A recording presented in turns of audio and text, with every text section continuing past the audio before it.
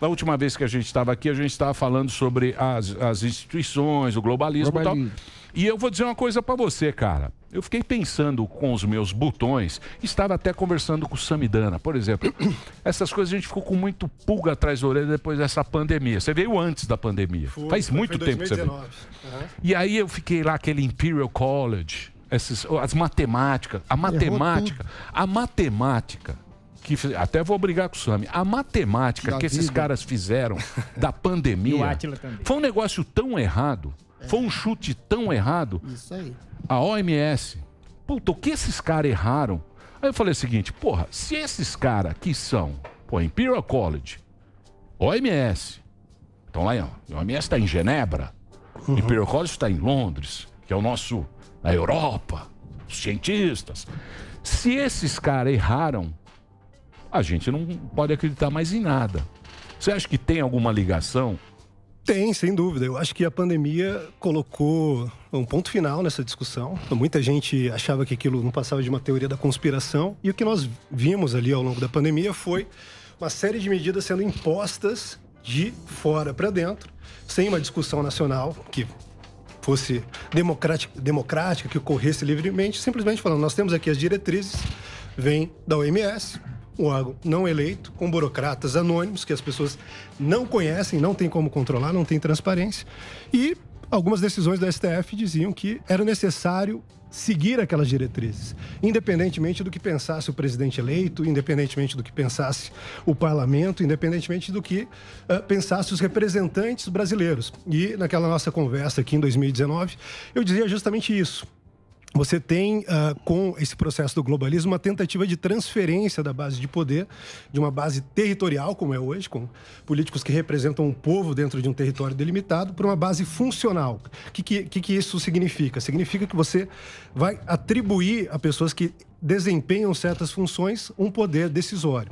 E aí você entra ali com um especialista, com um técnico, com um cara que não está sujeito o escrutínio da população, que não está sujeito ao escrutínio da democracia. E, basicamente, o que ocorre é uma ampliação do que é esse grupo de tecnocratas, esse grupo de pessoas técnicas e especialistas que vão trabalhar nesse sentido. Então, você começa com temas delicados, como o tema sanitário, mas, aos poucos, você vai expandindo. Expande isso para o tema comportamental, a alimentação que se deve ter, a linguagem que se deve utilizar, a educação que deve oferecer para as nossas crianças, e isso é um problema extremo. Mas o interesse é de quem, Felipe? Qual é o interesse? Com isso? Quem ganha com isso? Porque, por exemplo, que nem a gente está dando uma notícia agora aqui, eu sou velho. Eu já vi, porque sempre é um cenário. Na época da Guerra Fria era um cenário, era aquele mundo, tinha a bomba atômica caindo, tinha aqueles bonecos, aquelas casas sendo destruídas e tal. E você tinha que, aí o cara falava, se acontecer isso, é isso aqui que vai acontecer. Depois veio o buraco de ozônio. Porra, eu tinha medo do sol, cara. Lógico. E era sempre 20 anos. Terror. Era sempre 20 anos. Depois veio meus filhos era água. O Al Gore falava assim, daqui 20 anos não vai ter mais água. Eu falava, puta, 20 anos. Agora tem 20 anos também, eu saio hoje aqui. Agora os 20 anos do aumento. Não era aquecimento global, agora são mudanças climáticas. Então o cara associa, ele fala, porra, tá muito frio aqui. Pô, que nem os caras falaram, porra, o Brasil sempre nevou. Aí falava assim, vocês estão vendo a neve que está vendo em Gramado? Pô, todo ano tem neve em Gramado. Não, e é sempre a última temperatura, a maior temperatura dos últimos 20 anos. Isso. Mas nunca é a maior de todos os tempos, porque sempre tem um precedente. Quem é o interesseiro? O interesse, aí é uma questão muito interessante. Você tem esse velho fetiche humano de brincar de Deus. Isso está presente em praticamente todas as ideias revolucionárias. Quando você olha para a Revolução Francesa, está presente lá a ideia de um grupo de iluminados, esclarecidos, pegando o afegão médio, como você sempre coloca, fala, esse cara não sabe nada e sou eu que vou fazer com que ele se nutra das minhas luzes. Ele vai aprender comigo como falar, como beber, como andar, e se ele não obedecer, ele vai para a guilhotina. Esse tá lá na base da modernidade. Isso passou pelas ideologias como ideologias totalitárias, como o nazismo, que tinha também um projeto de nação ali de cima para baixo, e o comunismo. E agora com o globalismo, o que você vê até muito escancarado com a pandemia, é um grupo pequeno de pessoas que têm acesso a essas instituições. Eu falei aqui de burocratas anônimos que compõem ali a OMS. Mas esses burocratas anônimos são totalmente acessíveis ao Bill Gates, que é um dos maiores doadores, né? da OMS. Você tem fundações globais de grandes corporações que têm acesso a esse pessoal. É igual a Brasília. Assim, eu sempre gosto de usar esse exemplo. Brasília não é qualquer um que consegue chegar lá e fazer se ouvir. Isso é muito claro. Se compara o SCAF, que tem a possibilidade de ir lá representando a Fiesp e o grupo, digamos assim, do PIB nacional, Sim. Ele consegue acesso fácil, consegue colocar suas pautas, mas o afegão médio não consegue.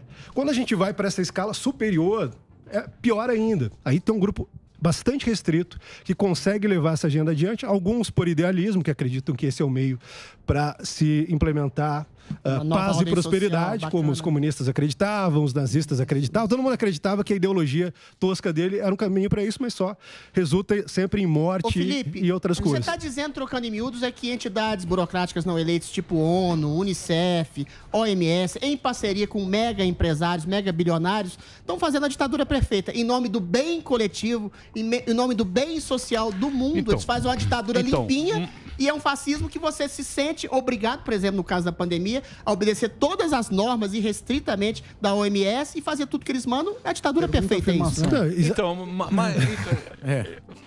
Mas, por exemplo, vamos analisar um negócio aqui, as marcas.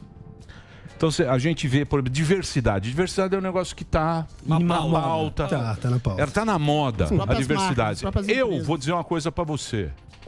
Como afegão médio que sou, eu não acredito que a marca ela vai ter isso. Ela usa esteticamente para entrar nesse esquema. Então você vê, o comercial, o cara fala o quê? Vou colocar aqui um negro, um japonês, um não sei o quê, um menino aqui, tal, não sei o quê. Para quê?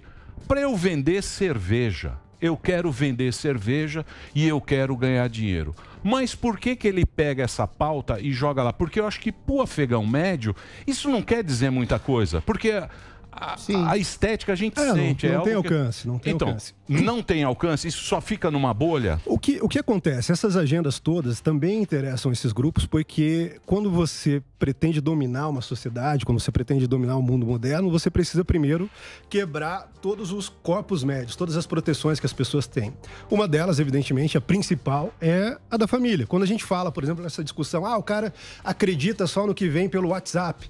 Ali a gente tem uma demonstração clara de que o brasileiro confia mais nas pessoas que ele conhece, seus familiares, por mais que a informação possa, evidentemente, ser de origem duvidosa, mas ele fala, isso aqui é meu pai que está me mandando, é um amigo, é um cara que eu conheço, converso no dia a dia, do que no jornalista, que ele nunca viu na vida, ou quando ele vê ali que tem uma certa hipocrisia em relação ao comportamento dele.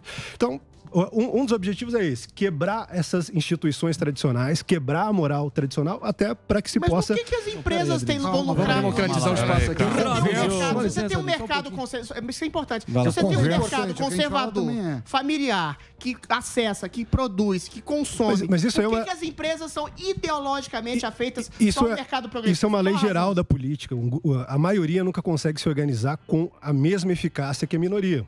Se nós pegarmos essa sala aqui, nós conseguimos nos organizar, ter coesão, trabalhar junto. Agora, quando você pega uma sociedade como a brasileira, extremamente complexa, por mais que eles tenham todos os valores conservadores, todos os ideais, costumes, tradições, eles ficam, 100 milhões de pessoas, a gente não vai se entender. Quando você olha para os conservadores brasileiros, tá todo mundo brigando entre todo mundo, tem diferença por vaidade, então é muito mais difícil. Agora, nessa coisa que o Adriles apontou também, você tem um desejo desse pessoal que, de certa forma, cresceu e se beneficiou do livre mercado, de transcender o próprio livre mercado e não se sujeitar mais à concorrência. O cara fala, gosto, né?